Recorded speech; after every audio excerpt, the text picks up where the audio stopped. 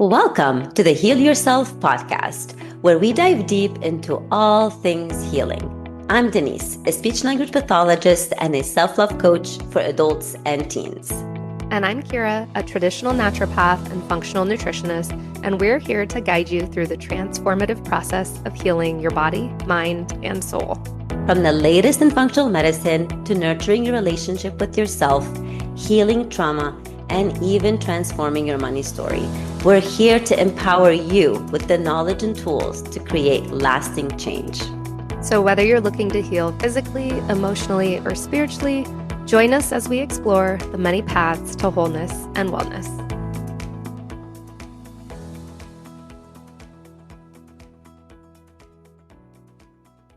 Hello, everyone. Welcome back to another episode. Today, Denise and I are talking about something that might make you a little squirmish because we're talking about the phrase that so many of us have been told, it's all in your head. We're not gaslighting you, so I want to offer a reframe as we're chatting today. Think about what if this phrase was true, but it was actually good news. So a lot of times when we hear it's all in your head, we hear like, you're crazy, right? Like, Right. Denise, were you ever told that? As far as symptoms? Yeah. Yeah, no. No. Okay. Oh. Okay. I mean, I was told that, well, because when I was going through the migraine stuff and things, it was just like, this is it. Like, there's nothing we can do. Yeah. It is in But your head, literally. yeah, but then, but yeah, I just took my own. No, I haven't had that experience, but I know a lot of people have. Yes. And that's the thing. Like, I think so many women hear that, especially when they get into like perimenopause and stuff starts shifting of like, yep, it's all in your head. I don't know what to tell you. I don't see anything in your blood work. And it's like, well, no, that's not a helpful, like now you're making me feel like I'm crazy.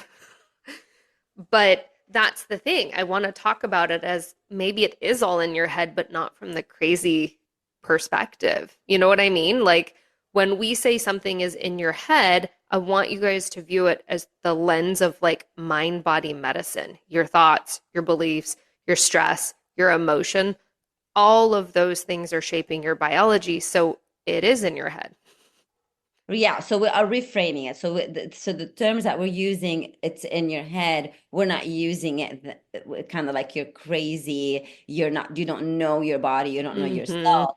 It's like, what are the thoughts and or the things that you're not digesting that are in your head causing those symptoms, right? Is that the Yeah, reframe in there? Okay, got I it. think so because I mean, we're not talking about like I have this genetic condition or my chromosomes are this. Like, we're talking about disease that develops in life, okay? Not I have seasonal allergies, but like you develop an autoimmune disease, you develop chronic migraines, like in your condition, or IBS, like me, like something that starts to develop. We don't want you to look at it as just a physical thing because it never is. It's not just you were eating a crappy diet. Does that play a role? Yeah, lots of people are eating Absolutely. crappy diets. Absolutely. It does play a role. Absolutely. However, I do know that there are a lot more deeper rooting into that as well. Yes, look at the diet, but you got to look because I know that you say that a lot, and I really love hmm what else in life are you not digesting? I think it's important, and that's the thing. And this is where I see a flaw in functional medicine. I mean, you know, Denise, and I think a lot of our listeners know, I'm very passionate about functional medicine because I feel like it helped me. It saved my husband's life. I've seen so many amazing things that it does, but functional medicine has very much become run these expensive labs, take these supplements. If that doesn't work, you were just on the wrong protocol. Like, let's tweak it.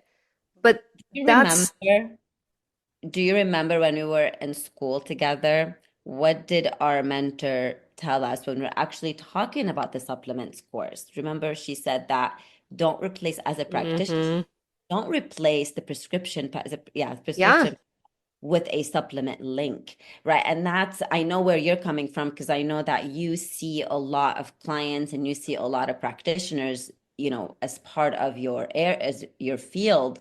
right now. And I know that this how disheartened you are when you're seeing, practitioners who are claiming functional medicine, but all they do is giving, Yeah. supplements. However, I do want to ask a question. Do you think they're doing that because the clients are coming to them like wanting to, they're Mm, desperate? They're like, we really want to heal. I cannot take this whatever anymore. What do you have for me that is different? And then the yeah. practitioner is looking like, yeah, sure, I can do all these things, but I gotta supplement with supplements to help them. But do you think sometimes they lose that? What are your thoughts? Because you're in that world.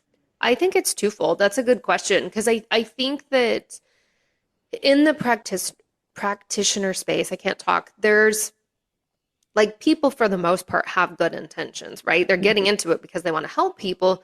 But if they're new, I look at you and I, when we were new, all I knew how to do was give some supplements. Like I was really good at doing that. So I think there's that. And I do think that a lot of people, we've talked about this before, want to Amazon Prime their health. And Yeah. that is the number one question that people come to me asking. I literally got an email this morning from someone that's like, do you treat this condition with supplements? And I'm like, no, I don't treat anything with supplement. Like it goes deeper than that. So people are asking for supplements, and that's fine.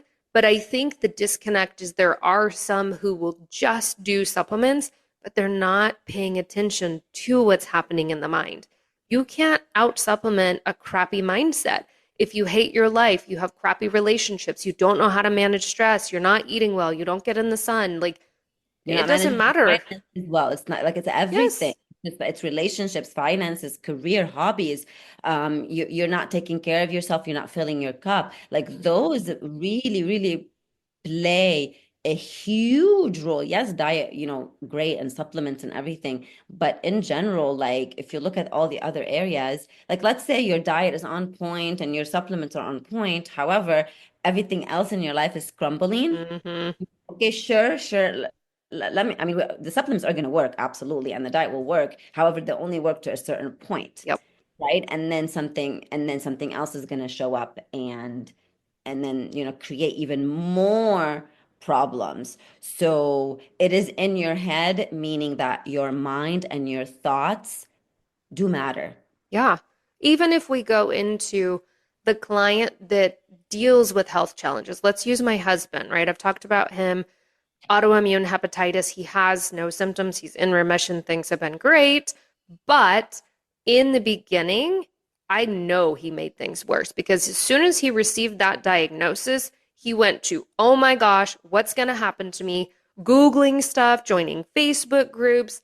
He absolutely made his condition worse because it was he wasn't looking at what was going on in his head, right? He was just focused on the diagnosis, and you've said this before, the identification with that diagnosis and not looking at the fact that he hated his job. Truly, he was stressed out. We had a newborn baby. He was not sleeping well. Like he wasn't taking care of himself in any of those avenues. And so, yeah, I don't know where I'm we were writing, going I'm with this. I writing notes. started I'm rambling. writing, I'm writing notes because this is how we plan our episodes. So Kira sends me a voice message. This came to me, and I'm like, okay, let's roll with it. We barely write notes, and I look at the notes. I'm not even looking at the notes. So we are bouncing back and forth. So while you're talking, I write notes so I I love can. it. So I love how you said about receiving a diagnosis. I don't know if there are statistics, but I know in either a course, a master class, something, or a podcast I heard. Somewhere. It could be Jim. It could be Jim. I don't know. Something like, I think it is Jim Fortin, about like, when people receive the diagnosis, they'll be fine. And then they'll go to the doctor to do some checkup and they'll receive a diagnosis of anything, right? So I'm going to give like whatever, any diagnosis, diabetes, cancer, whatever. And they immediately, their condition immediately start worsening. Yep. They Yep. were fine. They were fine before. And then, or when somebody tells somebody that, and that's why I don't like when people say, oh, they have 6 months. I'm like, who are you? Like, are you Yeah. like, Do you have, are yeah, you are you God? God? I mean, I get it. Sure, you understand the body. However, you Hmm. do not, I mean, you might need to understand the universe and see that miracles happen all the time. However, so there's something, so that's definitely in your head. And what happens is we start identifying, or people start identifying with their diagnosis. Hmm. some people unfortunately use it as an excuse, right? And when you use that as an excuse, when you identify with it, what are you doing? You are giving your power away to that thing that now is controlling you. Oh, I can't do this because I have an autoimmune. Or, I didn't do this because I have an autoimmune. So you're just again pointing finger. And this Mm-hmm. is referred to as the victim mentality. So again, if you're listening to anything and you're like, oh my goodness, I'm triggered, I'm activated, you said something that offended me, please look within. Yeah. Please look within. Because at the end of the day, even if you do identify the diagnosis, just like say, you know what, I do. And however, I want to change that. So this is the phrase where it is in your head that we're reframing, that we're not gaslighting you. We know that you have the symptoms. However, it is time for you to take control, not the symptoms or the diagnosis. Yeah. It's time for you to look at what's going on in your head. Because I feel like this is actually far more empowering than being like, oh my gosh, the labs aren't showing me anything, or the supplements aren't working, or, I tweaked my protocol and I've spent $20,000 on practitioners and nothing is changing. Okay, but if you change that to it's all in my head, you can start to look at what's my mindset? What are the Yes. stories I've been telling myself for decades?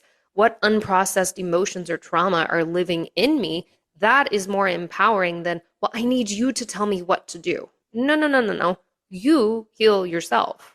Exactly. You heal yourself. And I'm gonna right now talk from, so it's not just in the health world, in any or in the mental health world or whatever. At the end of the day, you don't go to anybody to save you or to fix you. You go to somebody to assist you, to help you, to guide you, to give you more tools. And that's literally what I tell the parents. Because right now, as you know, I'm seeing my private clients in their home.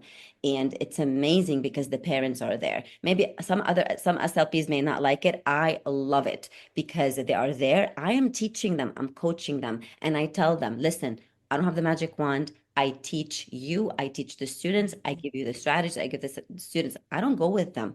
I'm not with them every day. Yep. It is your responsibility to also do your part, right? So you're not, even when you go to speech therapist to fix your speech, you're not going there for her to fix you. You're going there for you to learn from her or from Yep. him, and then go and do it on your own as well. You can't just rely. And I do see the difference between the clients who only rely on me. I see Mm-hmm. the slow progress, and I see the clients, and even when they are 3 and 4 years old, and when the parent comes and tells me, I've been doing this and this with the child, and now that child who's nonverbal is starting to point to request and starting to protest by saying no and before fighting and throwing himself on the floor. Well, guess what? It's not just me. It's also you, mom or dad, or mom and dad. So in any area of your life, even when you go to a therapist for mental health or whatever, the therapist is not there.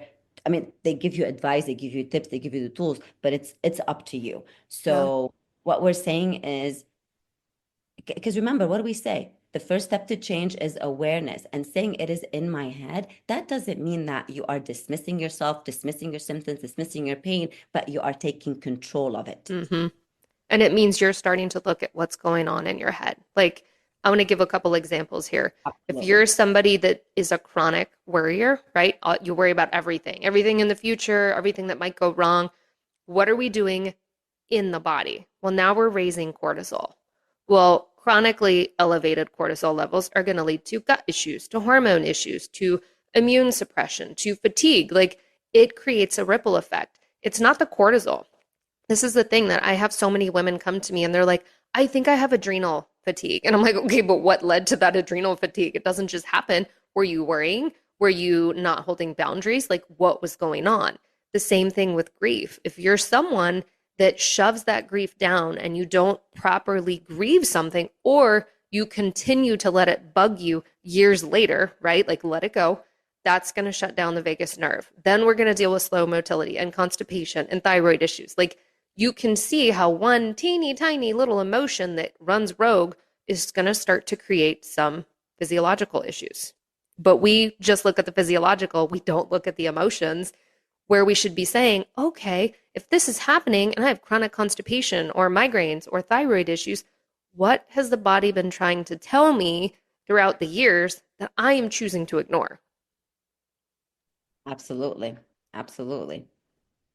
And you said something too, and this triggers another thought, but you we were talking before about identifying, and you said, identifying with the disease. Are you identifying with being the sick one?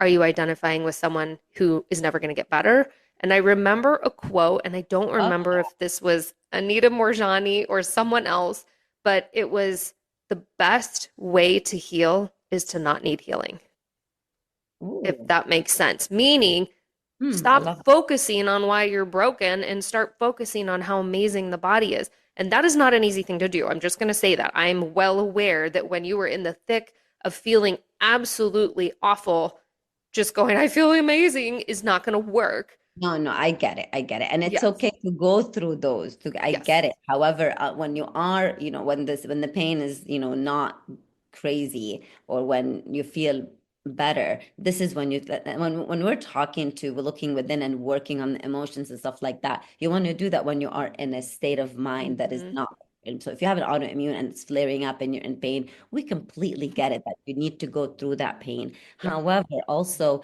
it's going through the pain that's going to heal, right? And I know you don't want to hear it, and I know it sucks. I get it. And however, it's through the pain, kind of like through when we talk about through the messiness that you see the Mm-hmm. it's through the pain that you see the bright light and the rainbows and the daisies. And So when you start looking for the lessons yeah. within, not just focusing on this is so miserable, I'm never going to get better, that's not going to help you. Yeah, and like we said, everything is an opportunity to learn, Mm-hmm. Yeah, so I'm having these symptoms. They are this, this, and this, and I'm taking these supplements to help me. I'm working with this. But what else? What else can I go through? And I mean, you mentioned a lot with the cortisol and all that stuff, right? And again, even the tiny stress, like you stressing, like Mm-hmm. for example, like you can't find parking. This is putting you in fight or flight, right? Mm-hmm. So get it, right? So being in the fight or flight is something that is beneficial for our body if there's truly a If threat, it's right? short term, yeah, too. Yeah, and then we go back to homeostasis. I Mm-hmm. get that. But can you imagine your body being in fight or flight literally all the time over stupid shit? And there are people like that Of course. And all and we're over. Yeah, and we're not like offending anybody or anything, but I mean, the thing is just like if in the morning, let's say you're stressing over being late for work and then not finding parking and this. So these are like 4, 5, 6, 7 instances in a row that's putting you in fight or flight. So when you're in a fight or flight, everything shuts down and Mm-hmm. you're eating, right? So let's say everything shut down because you're going, you're absolutely frantic in the morning, but then you're still eating your breakfast while you're in the car. Mm-hmm. What is that doing to your body? Yeah. Over time, your body can only take so much, right? Yes, it is, you know, it is made to heal itself, but you got to also supplement it with not just supplements that you swallow. You got to supplement it with love, with the compassion, with the grace, with the understanding, with the forgiveness, with, saying, yes, this thing happened in the past, but the past is done and over with. What else can I do now? There's the meditation that I do pretty much every morning, but I have not done it in 2 weeks, but I did it today by Joe Dispenza. And he talks about shoot, I forgot what I was saying. But anyway, This is real life, guys. okay, listen to it. It's the morning one by Joe Dispenza. But darn it, now I have to go back and listen so I know what I was trying to say. But anyway, I love it because it's he talks a lot about also forgetting, not forgetting, like if you want to change, it's it's important also to not identify with your familiar self and make Mm, choices and decisions that are aligned with the self that you want to be. love that. Well, and one other thing I want to say, if our brain can create these symptoms, right? And we know that it can, that is based in research, is not just Denise and I pulling shit out of our ass, like it's a thing. It can also uncreate it. So the same mind that held on to the trauma can be the tool for release, for regulation, for healing. And if you guys have not watched the documentary Heal, I literally tell this to all of my clients. The documentary Heal was really profound for me. I saw it years ago. I've watched it several times. The mind is capable of so much. And when we can remember that and tap into that, that is where healing can begin. Truly. It is because you've seen it, right? Hmm. Other people can do it and other people have achieved it. That doesn't mean it's impossible in Yeah. any area of life, right? We are equipped with everything that we need. And again, even when you're sick or when there's nothing wrong with your body, there's nothing wrong with it. It's just responding to these stressors. It's trying to protect you. And if you see that, like, you know what, my body's trying to protect me, I love you. What can I do to help you? My mind Mm. is trying to protect me. I love you. What can I do to help you? And again, I get it. I get it, dude. It is not easy when you're going through shit. I completely get it. However, this work that we talk about, you want to do it kind of like on the daily and becomes a habit Mm. because when you are in the thick of things, you can pull that tool. You know what I mean? Like you and I have been doing this work for a long time. So right now, even when we're in the thick of it, we know to, you know what? Step Hmm. outside, take a walk. You know what? Let me do my EFT tapping. We do know, like, even how angry we are, we Yeah. just, whatever, like the We've got emotions. a million tools because we're using them on a daily basis already. Exactly. And that's what we're here to tell you. Hmm. Yes, we understand it's painful. We understand it sucks. However, it's time for you to take control though. Like I Yeah. get it, sucks, but like the beauty is in taking control. The beauty is in seeing the good side of it, even the good side of pain. Like pain, what are you here to Mm. tell me? What is the Yeah. lesson? So I want to end, if you're good with this, Denise, Of with course. some questions to ask yourself. Because if you're like, okay, it's all in my head, but where do I get started? Yeah. We touched on some things throughout, but I've got some questions for you to ask yourself. And these can be triggering or activating, as Denise says, and that's okay. That's actually what we want because that's going to evoke some change or some legit reflection. So, first question: what emotions have you been swallowing and how might they be showing up physically? And we have a whole episode on emotions. I think it's episode 5. So go Mhm. listen to that if you haven't. We have two about emotions, I We probably think. do now, yeah. Yeah, we do. If my gut could speak, what would it say? What are you holding on to? What are you not digesting? Ooh, I love that. Where do I keep repeating a thought loop that reinforces my sickness? The next one is Wow, going to be I very love all triggering. those. What benefits do I have from staying sick? This one is a tough one, And be but honest. Be honest with yourself. yes, I hate saying this. And the first time I heard it from someone, it's like, what are you talking about? But the way that they explained it, don't ask me where I heard it, guys, but the way that they explained it, I was like, oh my gosh, like there usually is a benefit from things. So that can be a really powerful one to chew on. And then lastly, what would change if I truly, truly believed that my body was on my side, not that it was working against me? And all those questions will be in the show notes because I know Yeah, we can put sometimes them in there.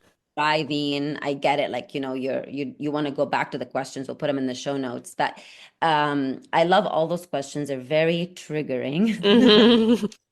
Hmm. So let me tell you, and look, because you and I don't believe in coincidences. So episode 5 is mastering your emotions, and episode 10 is how to improve upon emotional intelligence. Ding, 5. ding, ding. I don't know. I feel like it's like not. So go listen to those. Yeah, go listen to those. And we probably, because I know that every time we release something about emotions, it gets a lot of download. Hmm. May want to kind of like brush up on, Yeah, kind of doing more research to it and stuff like that. So maybe we can kind of plan something like that about emotions. But yes, journal on those. Be truly honest with yourself. And that's what I tell myself. And I even tell my daughter, like when you're lying, you're lying to yourself and you're being yep. honest with yourself. And at the end of the day, what does Louise Hay say? The best relationship you can have is the one that you have with yourself. Amen to that. So journal on those. Oh, and then we want to remind you, since we have you on here, that her and I are brewing something really cool. We're kind of bringing something out of the vault, Master Your Mind. We loved working on this program years ago, and now we are reworking on it very soon. So stay tuned. Yes. And what else? Don't forget to download the self-love hypnosis from Kira. I don't have anything free, but if you want, you can book a self-love coaching session with me. And we'd love to hear from you. Leave Mm-hmm. us a review, leave us a feedback. If there's an episode or topic that you really want us to dig into, or we said something like, ooh, talk more about that, we would love to hear from you. Yes. We thrive on We this do. stuff. We want feedback. Give us the feedback, even the bad one. Yes. All All right, righty. guys. We'll see you on the next episode.